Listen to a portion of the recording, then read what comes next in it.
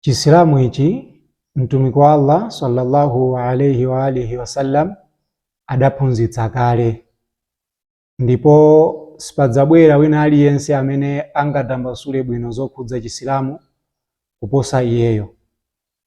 Ndipo aliyense amene angayankhule zinthu zimene mtumiki wa Allah sallallahu alayhi wa alihi wasallam sadaphunzitse ndipo sizilinso mu chiphunzitso cha chisilamu.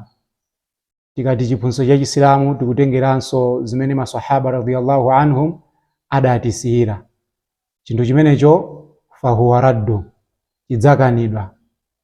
Choncho onse amene amapanga makani akawuzidwa kuti izi mu chisilamu mulibe, Allah akuwachenjeza kunena kuti falyahdhari alladhina yukhalifuna an amrihi, achenjere anthu amene amatsutsana ndi chilamulo chake cha mtumikiyo, kunena kuti antusibahum fitna, fitna iwafikira kumene kuli kusochera. Ndipo ngati angapitilire kupanga zimenezi, au yusibahum adhabun alim, iwo ndithu chilango chachikulu chikhonza kuwagwera, ndiye kuti asochera kusochera kwenikweni, ndipo pamapeto pake akapatsidwa chilango chimene chili jahannam. Choncho nkhani ya dini sinde kuti tizitsatira zimene azigogo athu amachita ngati zili zolakwika.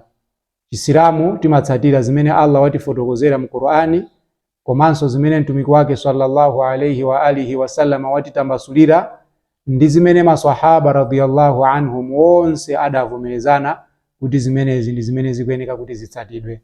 Pamenepo inu ndine tidzakhala mu gulu la anthu ongoka. Otherwise mu nthawi yathu ino mukuchuluka anthu amene akudziona ngati ndi anzeru kuposa mtumiki.